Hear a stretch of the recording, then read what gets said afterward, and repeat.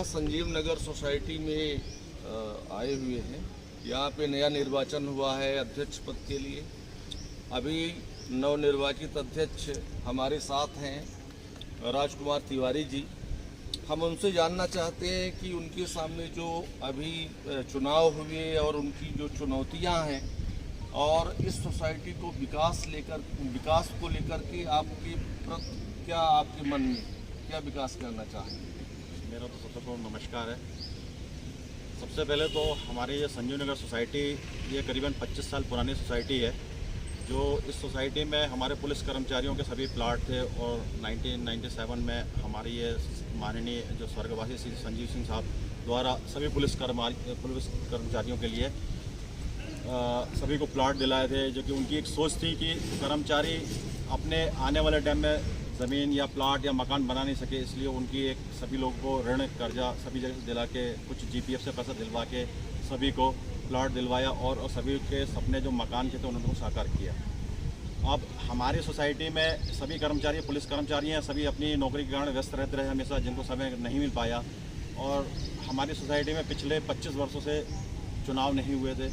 जो सोसाइटी की मांग थी कि हमारी सोसाइटी में हर चीज़ की पारदर्शिता हो, हर चीज़ का हिसाब किताब हो, हर चीज़ की जानकारी हो, तो सभी के प्रयास से सोसाइटी के हर एक सदस्य, हर एक कर्मचारी, हर एक यहाँ के बच्चे युवा सभी के प्रयास से हम लोग ने चुनाव को लाया। और यह चुनाव हमारे सोसाइटी के स्वास्थ्य वाटिका कैंपस में हुआ है और सभी के प्रयास से हमने इस चुनाव को अपना एक बदलाव पैनल के नाम से बनाया और सभी लोग ने सबका सहयोग सबके आशीर्वाद से इस चुनाव को हमने जीता।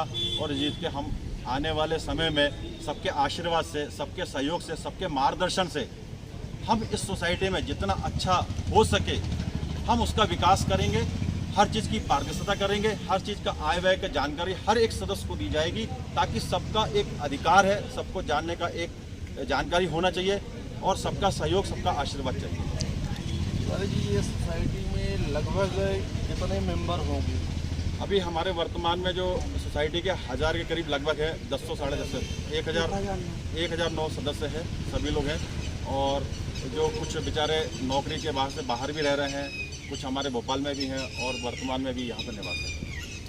सोसाइटी का जो बाइलाज है उसमें है एक परिवार से एक ही सदस्य रहेगा मेंबर, लेकिन यहाँ जो जानकारी मिली है कि कई पत्नी के नाम से, बच्चों के नाम से एक माने 4 लोग एक प्लाट ले चुके। इस पर आप क्या कार्रवाई करें? सर, अभी इसकी हमें जानकारी अभी कुछ भी नहीं है, क्योंकि अभी हमने चार्ज नहीं लिया है। अब आने समय में जो भी जानकारी होगी वो हम आपको अवगत कराएंगे। दूसरा, आपसे ये जानना चाहते हैं कि इसका जो टाउन एंड कंट्री प्लान था और सोसाइटी को ISO का दर्जा दिया गया, जिसको देख करके लोग यहाँ अट्रैक्ट हुए, लेकिन यहाँ पे ना तो कोई हॉस्पिटल की ज़मीन दिख रही है, ना स्कूल की दिख रही है, ना कम्युनिटी हॉल की है। ये सब ज़मीनें जो नहीं दिख रही हैं, इसके लिए आपकी क्या प्रयास है? तो सर, हम बस चार्ज ले लें, चार्ज के बाद सर हम उसकी पूरी जानकारी इकट्ठी करते हैं कि कहाँ पे कौन सी ज़मीन आरक्षित थी, जैसे स्कूल के लिए, हॉस्पिटल के लिए। तो सब अभी तक सर कुछ जानकारी नहीं, इसलिए नहीं है कि सर कभी चुनाव नहीं हुए और एक ही परिवार के और एक ही लोग सदस्य बने हैं, इसके अध्यक्ष बनते आए हैं। और हमारी सोसाइटी के किसी भी मेंबर को इसमें कोई भी जानकारी या कोई सूचना इसके पहले कभी नहीं दी गई है। तो आने वाले चार्ज लेने के बाद हम सबको अवगत कराएंगे। दूसरा, जो ये कर्मचारियों के लिए सोसाइटी बनी, लेकिन इसमें दूसरे तबके के लोग जैसे बिजनेस कर रहे हैं लोग या किसी भी फील्ड में हैं, वो भी आकर के यहाँ पे मेंबर बन गए, उनके लिए क्या आपकी रूपरेखा रहेगी? सर, ये तो सब हमें क्या, हमारे सोसाइटी या हमारे कर्मचारी जितने भी हैं, हमारे पुलिस कर्मचारी या किसी भाई बहन, हमारे परिवार, किसी को किसी चीज़ की जानकारी नहीं है। अब ये जानकारी ली जाएगी तब सर इसके बारे में आपको सभी को अवगत कराएंगे। चलिए, आपको बहुत बहुत बधाई। हमारे साथ तिवारी जी ने बताया कि अभी जानकारी ली जा रही है, जैसे ही जानकारी मिलेगी तो बहुत बड़ा बदलाव, जैसा पैनल का नाम था बदलाव पैनल, उस तरीके से इस सोसाइटी में भी बदलाव होने की उम्मीद है। और इस सोसाइटी को एक भोपाल में एक अच्छा नाम स्थापित करना चाहते हैं।